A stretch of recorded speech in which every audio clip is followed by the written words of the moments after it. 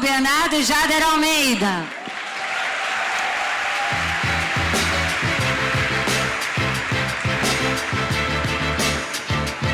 Deixa em looping. Senta um de cada lado e eu fico no meio, pode ser? Eu nem tirei muito. Eu vou pedir para o meu amigo Douglas colocar em looping essa apresentação das imagens. A gente fez uma seleção de imagens desses dois criadores. Pode ser, não? Desses dois criadores muito importantes do Brasil, que fazem sucesso aqui, lá fora, que nascem desenhando outras coisas que não porcelanato revestimento, ou peça, ou usar o porcelanato como matéria-prima, e que o Jader já há algum tempo já vem trabalhando com a Porto Belo, na verdade 2 anos, ou 1 ano. 1 ano de criação, ano passado vocês 3 anos. E Antônio é o primeiro ano que lança a coleção com a Porto Belo. Mas antes de entrar no desafio de trabalhar superfície, porcelanato e essa matéria-prima, eu queria um pouco ouvir de vocês, e que a gente possa dividir com o público, como é o processo criativo no desenho de um novo produto. Vocês precisam de um briefing, o projeto nasce na tua cabeça e aí você vai vender essa ideia para quem vai produzir. O projeto nasce assim facilmente ou demora muito para desenhar? Como é? Assim, meio carta branca para vocês dois. Quem quer começar? Ele primeiro. Antônio. Obrigado. Carioca. Primeiro eu queria dizer que eu estou muito feliz de estar aqui, porque eu sempre fui um apaixonado por arquitetura. A arquitetura eu acompanho, não sou arquiteto, mas acompanho a arquitetura, sei lá, desde a época de garoto. Sempre fui fascinado, o Rui Otaki falou do concreto, eu sempre fui fascinado pelos desafios do concreto, né? Quando eu era jovem, anos 60, o Rio de Janeiro estava atravessando uma fase muito interessante na arquitetura, projetos de arquitetos que desafiavam um pouco o lugar comum, né? O entendimento que nós tínhamos de como se diz, de equilíbrio, balanço, essa coisa toda. Então, prazer estar aqui.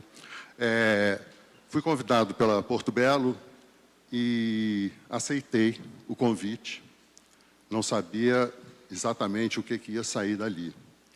Então, a primeira providência que eu fiz foi visitar as lojas que vendiam esses produtos. E fiquei impressionado com a quantidade de produtos que haviam nessas lojas. Me impressionou muito. Eu mesmo teria dificuldade de escolher, se eu tivesse que escolher um ou outro, eu teria dificuldade de escolher. Bom, voltei para o escritório e fiquei pensando qual seria o caminho. Bom, o convite foi feito pelo meu trabalho, né? Pelo meu histórico de trabalho. Então, a primeira coisa que eu solicitei a Porto Belo foi que eles dissessem da minha variedade de produtos onde eles tinham um interesse. Eles me disseram uns 7 ou 8 produtos. Então, a partir deles, é que eu comecei a desenvolver o trabalho. E eu me lembrei que é exatamente assim que eu começo as minhas peças. Desde a primeira peça que eu criei, há 50 anos atrás, quando essa peça ficou pronta, eu não sou tanto de desenhar, sabe? Eu faço mais assim um esboço. E eu então fiz um esboço de uma joia que eu imaginei. Essa joia, eu não sei de onde eu tirei a inspiração, mas eu imaginei. E eu pedi para um ourives, amigo meu, para realizar essa joia. Então, 15 dias depois, ele me trouxe essa joia. Eu fiquei encantado com o resultado. Nem sabia por que eu estava encantado, mas eu acho que foi a primeira vez que eu vi um objeto concreto vindo de um pensamento, de uma ideia minha. Isso me encantou. Em seguida, eu pensei em fazer um segundo, e depois um terceiro. e esse é o meu sistema de trabalho. Eu trabalho com a inspiração no meu próprio trabalho. De uma peça eu desenvolvo outra, e desenvolvo outra, e desenvolvo outra, num processo contínuo. Então, quando eles me sugeriram, olha, nós gostamos dessas peças aqui, nós achamos que temos possibilidades. Inclusive, a Thaísa está usando um brinco, que foi uma dessas peças que gerou a linha Luas. Da linha Atmosfera, foi o produto Luas, da Portobello, foi o produto Luas. Então, começamos a ver como poderíamos aplicar alguns atributos daquelas joias no porcelanato. Eu estou me estendendo um pouco, mas estou contando a história toda. Tá? Aí visitamos a fábrica. Na fábrica, eu observei que tudo era muito plano e que tinha muito ângulo reto. Isso me causou uma certa impressão, porque no meu trabalho, eu trabalho com movimento, com curvas. Isso é praticamente uma tônica do meu trabalho. E também não tinha nenhum metal. E o metal é a base do meu trabalho. Então, eu pensei, bom, aqui está o desafio. E, a partir daí, eu comecei a desenvolver. Então, peguei os temas das joias e vi como que eu poderia aplicar isso. Não sabia como isso se traduziria num produto da Portobello, né? Mas eu fiz alguns protótipos em gesso e apresentei para eles, e eles toparam o desafio. Então, foi assim, foi ótimo, porque eles toparam esse desafio. Algumas peças têm inserção de metal, coisa que eles nunca haviam feito. E então esse foi o meu processo criativo. Daí surgiu a linha Atmosfera. Estou aqui escrevendo. Douglas, põe em looping, por favor, a apresentação. É para ficar passando direto todas as imagens enquanto eles vão falando, porque tem peças tanto do Jader quanto do Antônio. Então, não fique nessa imagem do Jader Almeida, é para estar em looping. Vamos ver se vai funcionar. Vai. Boa. Bom, ele se estendeu na ideia da criatividade e do processo criativo da joia, que é o produto base dele, da criação dele, para Portobello. Você, eu sei que conheço você também há muitos anos e a gente já fez várias entrevistas e eu sei que você vem do chão de fábrica, então essa visita à fábrica que para o Antônio foi fundamental, imagino que para você a mesma coisa, e a questão de acabamentos e do trabalho perfeito da matéria-prima, como isso acontece no teu trabalho e aplicado aos produtos que você desenvolveu para Portobello? Então, primeiramente, também é um prazer dividir o palco aqui com os mestres, já sou o mais novo de todos. Enfim, beber um pouco da fonte da inspiração sempre vale.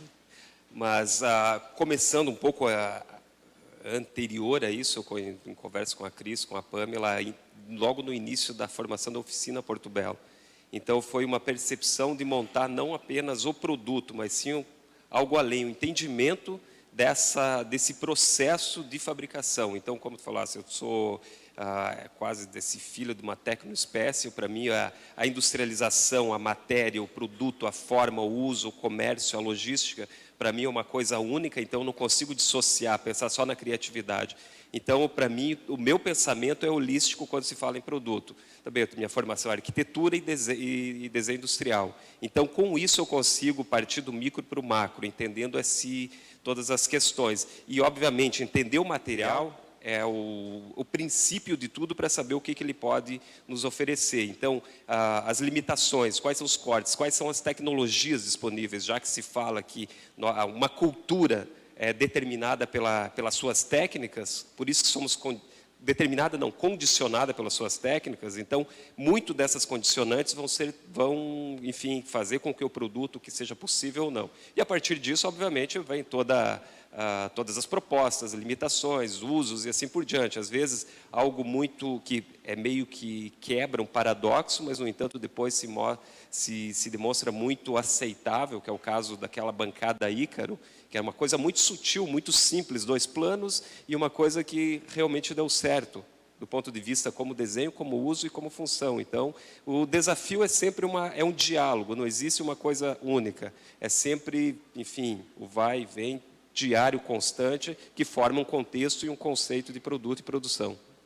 Com quem fabrica, né? Com quem, por exemplo, pensar no transporte da peça ou na embalagem da peça. Determinante. Vocês dois são muito atentos a todos os detalhes, né? Da loja, do embrulho, do mostrador, da bandejinha que mostra o produto. Acho que o design não pode ser apenas no produto. O design tem que ser um pensamento global. É holístico, é toda a experiência como um todo. Como um todo, exatamente. Exatamente. E, Antônio, essa coleção que você... Porque a tua coleção para Porto Belo agora, ela é cheia de relevos, alto relevo, baixo relevo, cortes, recortes, a inserção do metal. Qual foi o maior desafio no desenvolvimento da coleção? Tem também aquela que é um pingo para fora e um pingo, como se o pingo entrasse dentro d'água e o pingo...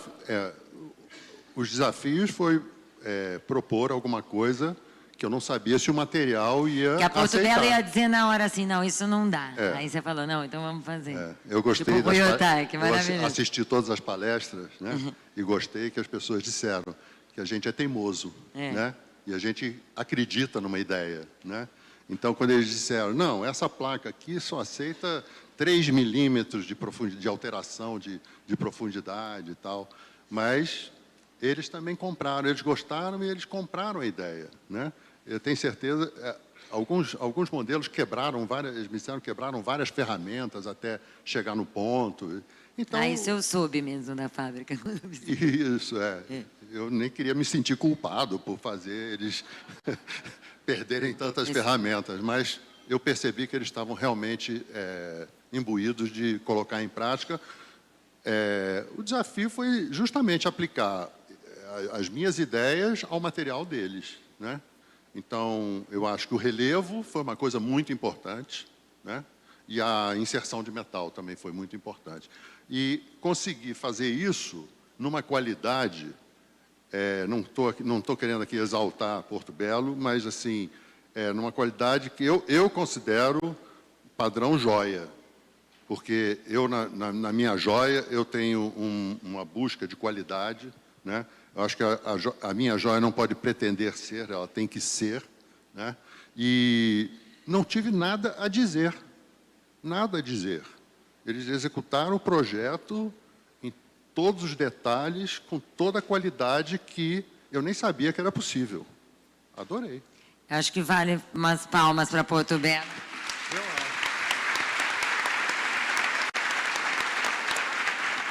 Eu fiquei impressionadíssima com a fábrica, que eu também visitei um mês atrás, a oficina, a qualidade do equipamento, do maquinário, o processo de produção, é impressionante. E as pessoas. E as pessoas. Porque as pessoas realmente lutaram. E é uma empresa que cultiva, é uma família, né? A Cris trabalha há não sei quantos anos, a Pamela também, o Edu... Está já 4, 5 e parece que nasceu lá. Uma coleção de jus maravilhosa. Várias Julianas na equipe. E, Jader, e essa mesa gigante? Você usou, essa que está aqui embaixo, você usou o máximo da capacidade da nova lastra? Como foi? E também o tipo de superfície da mesa, a estrutura interna para ela se manter. Como é que foi esse desafio? Porque não é uma peça fácil, né? De ficar de pé com a elegância que você conseguiu aqui embaixo. De fato, o desenho é muito elementar, é um arquétipo. O plano o plano horizontal e 2 verticais. Enfim, literalmente o arquétipo de mesa ou de suporte como um todo. Mas nesse caso específico, a lastra é determinante. Então, o produto, a matéria-prima é o protagonista. Como essa mesa de 13,20 por 1,10, com uma peça única, onde não tem emenda, todas as interseções, enfim, com 45 graus. Cria como se fosse aquele bloco monolítico, que era a ideia inicial. sem nenhum outro tipo de interferência. Então, E a virada é com a mesma chapa, então, para continuar o a ideia vinil. do bloco monolítico, como se fosse uma lastra de mármore, por exemplo, mas, no entanto, é um porcelanato, uma tecnologia de, enfim, E a de estrutura interna é metal.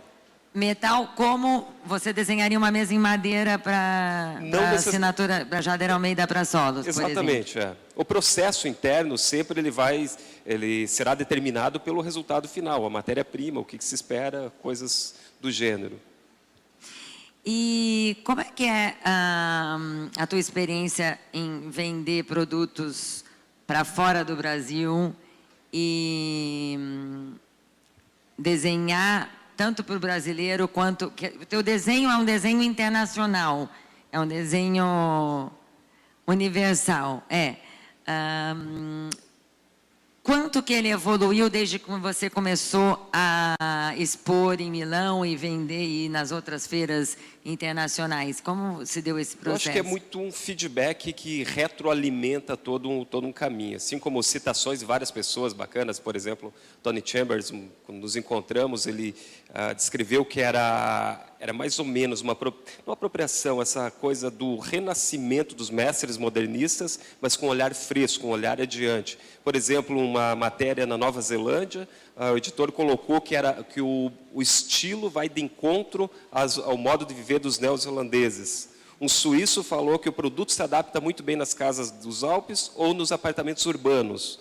Então, o produto não nasce com aquela característica, com qualquer coisa, ufanista, ser brasileiro, ser italiano, ser japonês. Eu acho que isso são rótulos colocados, porque um bom design, ele fala todas as línguas, ele se comunica com as pessoas. E parte de uma proporção da elegância dos materiais, usar corretamente cada proposta, enfim, do produto como um todo, e isso transcende as fronteiras de maneira natural, seja nas Américas ou na Europa, e é muito bem recebido. E esse feedback, como eu falei anteriormente, retroalimenta e mais ou menos direciona. Esse é o caminho.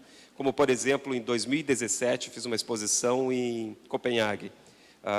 É um evento que se chama Trend and Traditionals. É fechado apenas para convidados, e no qual fomos convidados para expor, enfim, fizemos o stand e foi aplaudido, porque as pessoas falam que não olham fora, muitas vezes, da Europa, e a boa notícia é que tem muitas boas surpresas vindo. E o mais bacana de tudo é que muitas vezes ouve-se aqui rotular o estilo escandinavo, e os escandinavos não reconhecem como escandinavo, e sim como algo mais sinuoso, mais orgânico de maneira geral. Então, é muito interessante esse crossing que dá essa percepção que é algo único, de algumas... é familiar, mas ao mesmo tempo sempre original, sempre novo, sempre olha adiante. Então, isso é muito interessante quando se está em vários países, várias culturas, entender que seu produto é único e tem esses feedbacks muito positivos. É isso mesmo. E o Antônio, quer dizer, também, joias, eu diria que assim, tem um estilo de joalheria que existe no mundo inteiro. Uhum. A sua é muito brasileira, acho que carioca, não sei se tem a ver com Niemeyer também. E aí eu fico me perguntando, e aí depois eu passo a bola de novo para o Jader. Vocês visitam todas as feiras do setor, todos os lançamentos, tudo que acontece no mundo hoje em dia com mídias sociais, nem precisa sair do lugar para saber tudo que está rolando em todo lugar. Como vocês fazem para criar e se manter autorais?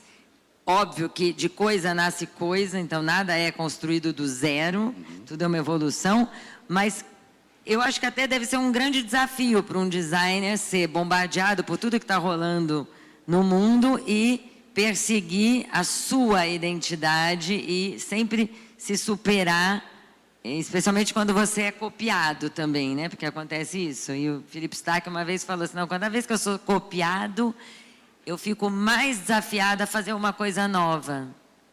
Quer dizer, acho uma tristeza ser copiado, mas o outro lado da moeda é esse, é você se desafiar a fazer, sempre inovar, inovar, inovar. Como é isso dentro do teu trabalho? Na realidade, eu não me preocupo com isso, porque eu acho que você se preocupar com o mundo externo só vai complicar as coisas. Então, eu tenho o meu mundo, a minha maneira de pensar, o meu desafio é comigo mesmo. Eu não faço joia, eu não faço uma joia pensando numa pessoa, eu faço a joia com quanto objeto. Esse objeto tem que ser para mim interessante, tem que ser para mim diferente, tem que ser para mim original, tem que ser para mim uma coisa, um primeiro. Depois, essa peça vira uma joia, e aí ela vai para o mundo e vai viver a vida dela. Eu, quando comecei a mostrar meu trabalho no exterior, as pessoas tinham uma ideia muito preconcebida de uma joia brasileira. Uma joia brasileira teria que ter cor e teria que ter pedras. E, na realidade, eu até uso pedra, até uso cor no meu trabalho, mas, se eu pensar assim, o core é o trabalho com metal. E o metal, o ouro, embora já seja trabalhado há mais de 7.000 anos, ele ainda tem possibilidades. Então, como eu disse, eu trabalho com movimento, eu exploro tecnologia, eu gosto de tecnologia. Então, eu tenho vários caminhos que eu ainda persigo. E, embora eu goste de acompanhar o que acontece no mundo, a gente não pode se isolar, né? Mas eu não me preocupo com isso. Eu simplesmente vou desenvolvendo o trabalho, vou multiplicando, dividindo, somando, diminuindo, e vou conseguindo aquilo que ainda me surpreende. E parece que surpreende as pessoas também. Então, está tudo certo. Jade, e no mobiliário? Mobiliário, objetos, enfim, todo esse universo de criação. É uma questão muito óbvia, nós somos contaminados. Até tem um livro do Steven Johnson, ele fala de onde vêm as boas ideias, ele cita os cafés parisienses, os salões do modernismo e etc., motores da criatividade, porque várias pessoas falando, discutindo, e a partir disso criavam-se novas perspectivas. Isso se contrapunha uma com a outra. Então, a percepção do mundo, para mim, é muito, enfim, importante. Eu viajo em feiras, em exposições, museus, galerias, antiquários, enfim, com os 4 cantos do mundo. E essa percepção, é claro que é uma alimentação de várias maneiras, não apenas olhando para o objeto, mas sim o próprio comportamento das pessoas. Isso é algo que atrai muito, como que as pessoas se relacionam com as coisas de maneira geral. Mas uma coisa importante é que, para seguir um caminho, é ter uma essência, uma verdade. Qual que é a sua própria verdade? É basicamente aquilo, como se fosse um funil, coloca-se muitas coisas, como vivemos nesse mundo bombardeado de muitas situações, e sair a essência. E qual é a sua essência? Então, aquela velha história, as cores, os sabores, etc., são poucos, mas a mistura dos quais criam infinitas possibilidades. E assim como as formas, o triângulo, o quadrado, o círculo, são universais, mas a partir dele criam-se inúmeras outras, enfim, interpretações.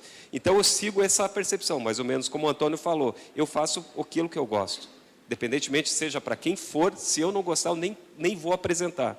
E isso tem dado certo. Em 20 anos que eu estou nesse trabalho, as coisas estão vindo, estão cada vez aparecendo, se mostrando de maneira mais significativa. Então, significa que o caminho é esse e que minha verdade ainda continua valendo. Eu acho que ambos responderam, no fundo, a essência, né? É realmente a paixão pelo ofício e o desafio, o autodesafio. Eu acho que vocês se desafiam a cada projeto, né? A cada peça. Não é uma coisa para impressionar o terceiro, o mercado, mas para vocês mesmos se sentirem eu acho que vencedores naquela peça. É o prazer de fazer. A palavra desafio, às vezes, implica numa ideia de uma dificuldade, de um objetivo a atingir. Eu trabalho muito, acredito que o Jader também, pelo que eu conheço do trabalho dele, movido pelo prazer. É o prazer de chegar num resultado que você nem sabe que você que você nem sabe que você estava buscando aquilo, né? O Rui também falou uma coisa, mão na massa, né? Eu acho mão na massa importantíssimo. Você conhecer o material, né? Você manipular o material, você dialogar com o material. Isso, para mim, é muito importante. É botar a mão na massa. É engraçado que o pessoal da Porto Belo estava dizendo que o meu trabalho era minimalista, né? Eu nunca me preocupei com isso. Mas, quando eu comecei a trabalhar, eu não sabia fazer joia. Eu apenas fazia um esboço, como eu contei, e pedia para um ourives fazer para mim. Só que depois de 7 anos fazendo isso, eu me senti inseguro porque eu dependia de um terceiro, né? Minha vida estava dependendo de um terceiro para realizar o meu trabalho. Então, eu timidamente comprei uma banca de ourives, umas ferramentas, e fui para casa trabalhar. E descobri que tinha alguma habilidade manual, mas eu não era um técnico, porque eu não tinha prática, né? Então, minhas joias eram muito simples, porque eu não sabia fazer uma coisa muito complexa. Mas eu gostava do simples, e eu bancava o simples. Às vezes eu ficava em dúvida, é simples ou é simplista, né? Mas eu digo que não, eu tenho que seguir aquilo que eu estou achando, aquilo que eu estou sentindo. Eu acho isso interessante. Então, fui para frente. E deu certo. A gente pode falar desse projeto que você está fazendo no Rio?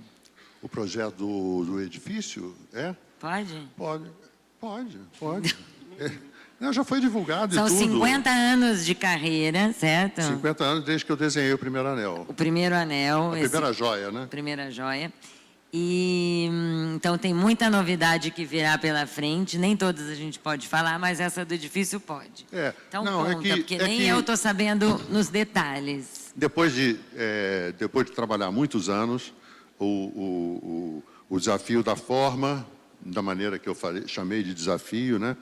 E eu um dia pensei, puxa vida, eu penso nessas formas todas, tem tantas ideias, eu aplico isso só na joia, numa dimensão que é muito pequena, até contrasta um pouco com o meu tamanho, né, o meu físico, né? Me deu vontade de experimentar uma escala maior, né? E um dia eu fiz um brinco e eu consegui imaginar ele uma peça grande, como se fosse uma escultura. E, a partir daí, eu comecei a aceitar alguns projetos a partir de convite. E, lá no Rio, eu recebi o convite de uma construtora chamada Mosaic, que pediu que eu fizesse a fachada e a parte comum do prédio, pediu que eu fizesse uma intervenção. E esse prédio agora vai ficar pronto em abril. Chama-se Timóteo, na esquina de Timóteo da Costa com Sambaíba, e eu fiz, então, a fachada, também apliquei um dos... Metal? Não. Metal. Eu fiz as grades, como é que se chama? As grades dos balcões, né? E eu criei uma coisa que eu já vinha desenvolvendo, que são placas que vão alterando o ângulo, né? Normalmente, as grades são todas com hastes retas. Eu fiz elas alterando o ângulo e não fiz elas alterando o ângulo na mesma prumada, de tal maneira que você, quando caminha em frente ao prédio, você tem uma noção de que elas estão se movimentando. Então, esse é o projeto. Então, eu tenho aceitado alguns convites quando eu acho conveniente ou acho que eu posso chegar a um resultado. Muito bom. E, Jader, você... bom, ano passado foi uma loucura, né? Esse ano a gente está aguardando o que vem. Eu sei que você tem a inauguração... É quarta agora? Depois de amanhã. Ele inaugura a coleção 2020 aqui no Brasil. Mas você faz colaborações para várias marcas, além de solos. Não necessariamente várias. São bem poucas. Não várias, algumas, poucas e boas. Além da Porto Belo, Deca, e aí você trabalhou com metal. Conta como é o processo quando envolve uma marca terceira que não a solos, essa troca de experiência, a tua pesquisa em entender como é que funciona o processo de produção da marca. Por exemplo, metais, né? Metais era uma coisa... Você usa metais nos teus móveis, mas a questão da tubulação da água, não sei. Conta pra gente um pouquinho. Não, cada produto tem os seus desafios. E parte qual que será o uso, qual que é a finalidade daquilo. E depois volta para criar alguma surpresa disso. O que pode extrair que não foi visto ainda, seja na forma, na funcionalidade como um todo. Então, todo esse entendimento, volto lá a resposta da primeira pergunta, entender o processo para conseguir propor algo. E não necessariamente, a partir do momento que se entende o processo, vai seguir apenas aquilo. Para quebrar regras, primeiro devemos conhecê-las. Parte-se disso. Para ser um bom joalheiro, um bom construtor, primeiro devemos conhecer todas as regras. Como nós estávamos falando, só fazendo uma costura, de botar a mão na massa, de entender o processo, de gostar do que se faz. Uma vez, numa exposição do Charles James, no Metropolitan, que foi feito todo pelo Scofidio Renfrew, fantástico, as frases, a maneira que era mostrado. Falou que ele passava 24, 48 horas ou mais trabalhando, sem dormir, sem comer, e mesmo assim sem ter sede ou sono, pelo fato de estar imbuído naquela coisa quase em transe dentro daquele trabalho. E é basicamente isso. Então, tudo que se faz, por exemplo, eu vou lançar mais de 50 produtos agora, e olhando já estou insatisfeito. Muitas coisas já começo a olhar e ver que poderia ter feito diferente, melhorado outra situação. Então, essa eterna insatisfação, eu acredito que isso acompanha todos os criadores, arquitetos, designers, joalheiros, construtores, de maneira geral. Estar insatisfeito com aquilo que já está pronto. Então, o que já está pronto, como Picasso falava, isso já não me interessa, eu já estou olhando para frente. Então, isso tudo vai criando essa avidez, essa coisa de olhar para frente, etc, etc. E dentro de propor algo novo, é basicamente isso, estar dentro do processo, entender todas as situações para conseguir criar outra situação. A tua experiência na fábrica, quando estagiário, foi fundamental para tudo isso, né? Porque, de fato, você precisa saber todo o processo para poder desenhar.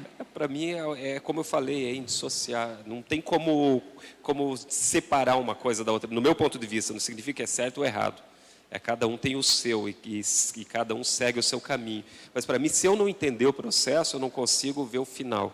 E esse processo é de ponta a ponta, do começo ao fim. Um exemplo que fala-se da cerâmica, ela vai deformar tantos por cento, então tu faz uma contraflecha, vai chegar no forno, vai mudar a temperatura até chegar na estabilização. Isso funciona com o concreto, seja na menor escala ou na maior escala. Tem algum material que você ainda não trabalhou? Há inúmeros, né? Acho que um mundo de coisas. Mas, obviamente, eu trabalho com, enfim... Não, porque você trabalha com vidro, com pedra, com madeira, com metal... É uma miríade de coisas hoje já experimentadas que transcende a coisa do mobiliário. Quando se fala o mobiliário, tende a ser aquilo que o próprio Antônio falou, que os gringos eles têm aquela visão estereotipada de Brasil. Porque nós vendemos isso, aquela coisa caricata. E quando eles veem algo sofisticado, numa execução exímia, numa qualidade inimaginável, eles começam a questionar, como que isso é possível? É questão dos italianos, quando vê as coisas assim, porque lá é praticamente hoje inviável, não impossível, mas a própria tecnologia deles que os condiciona a inviabilizar por conta de custo. E aqui nós conseguimos ainda esse sistema híbrido de tecnologia mais o esmero manual. Então, criar algo incrível, que isso está... E cada vez explorando-se mais isso, e vai aquela situação. Foi para o mass production, agora volta para a coisa cada vez mais manual, a celebração do feito à mão. Então, nesse caminho, eu acredito que o conhecimento de todas as esferas é fundamental para propor algo significativo, que tenha, que seja substancial, que não seja frívolo, que não seja uma imitação, que não seja qualquer coisa. Quando se pergunta muitas vezes, qual que é a tendência? A minha resposta é sempre a mesma. A tendência é proporção, elegância, a qualidade dos materiais, a qualidade construtiva, isso é eterno. Então, sempre será tendência, seja hoje ou daqui a 100 anos. Agora, falando em tendência, mas o tema, né, o título da coleção Porto Belo, do Unlimited, que não há limites para a personalização, para o ir além, para as coisas impossíveis ou, em teoria, impossíveis que passam pela cabeça de vocês. Como é hoje? O mercado consumidor, ele tende a querer exclusividade, especialmente no mercado de luxo que vocês trabalham, né? Então, a tendência da personalização, da customização de peças. Nas joias, como é que você trabalha isso? As suas coleções são limitadas a um número de peças? Não, eu deixo... A pessoa pode pedir para você um tamanho especial de alguma peça? Eventualmente pode. Tem um caso muito engraçado do Sérgio Rodrigues. Um dia ele foi lá comprar uma joia para a mulher dele e era um colar de prata, que era uma chapa de prata que dava a volta assim no pescoço. Era todo liso de prata, acetinada, uma peça que eu gostava muito. Ele comprou e um dia depois ele me ligou. Disse: Antônio, eu queria te pedir um favor. Você acha que seria possível você fazer um furo nesse colar? Porque o Sérgio Rodrigues, em muitos dos móveis dele, tem uma parte vazada, um círculo vazado, né? Eu falei: mas como, Sérgio? Você quer vazar a peça? Ah, Antônio, você não se importa? Eu gostaria de ter um círculo na sua peça. É claro que eu fiz, né? Porque, sabe, era um mestre pedindo uma coisa, né? E pediu com muita reverência e tal. Legal. E eu fiz com muito prazer, claro. As pessoas às vezes pedem uma proporção, alguma coisa, mas quando eu penso em customização, eu penso assim, eu não faço uma peça para ser... eu não penso nisso na hora que eu estou fazendo a peça, mas eu imagino possibilidades. E quando eu penso em customização, por exemplo, a gente tem uma certa facilidade atualmente com as máquinas de gravação a laser, de fazer gravações diminutas em áreas muito pequenas. Então, muitas vezes, eu mesmo ofereço, mas muitas vezes as pessoas pedem para que eu grave alguma coisa, por exemplo, numa aliança, né? Pede para gravar uma coisa, ou numa mesma peça que a pessoa está dando de presente para outra, e ela pede uma frase, uma coisa assim. Então, essa peça fica uma peça especial para essa pessoa. Às vezes, também, eu faço numa determinada cor, a pessoa pede numa outra cor. Aqui mesmo, uma moça de Cuiabá estava usando 2 pulseiras minhas, uma de ouro amarelo e uma de ouro branco, e disse: ah, Antônio, eu adoraria ter essa pulseira em ouro rosa. Eu vou pensar se é possível fazer em ouro rosa, mas eu vou ter prazer. Eu acho que hoje, quando a gente consome alguma coisa, a gente quer se sentir um pouco especial, né? Ao mesmo tempo, eu não me preocupo tanto com isso, mas eu percebo que as pessoas, né, se puderem ter um detalhe, alguma coisa que personifique que aquela peça foi feita quase que exclusivamente para ela, hoje num mundo tão massificado, eu acho que isso é um valor. E você, naturalmente, a tua coleção para Porto Belo de certa forma, customizável, porque a pessoa pode escolher o lado para qual vai aplicar a peça com metal ou sem metal. A padronagem, ou a lua, né? Painel. Lua, que vem da... É lua que chama? É lua. Tem várias a lua posições. Tem várias posições. Eu acho que tem uma versão lisa também, não tem? Tem também lisa, que eu queria que também o painel tivesse uns respiros, para não ser apenas aquele tema. Aquela OVNI, que é linda de morrer, que tem... Uma coisa também que eu tentei pensar é que tem muitas linhas retas e tem a parte dos rejuntes, né? Que muitas vezes fica muito presente, né? Então, na linha OVNI que você mencionou, eu procuro soltar um pouco as formas de tal maneira que elas ganhem um protagonismo em contraste ao rejunte, né? O rejunte é um grid, na realidade. Então, eu procurei soltar, fazer com que também tivesse planos, você visse algumas coisas que estão um pouco na frente, outras um pouco atrás, outras com aplicação de metal.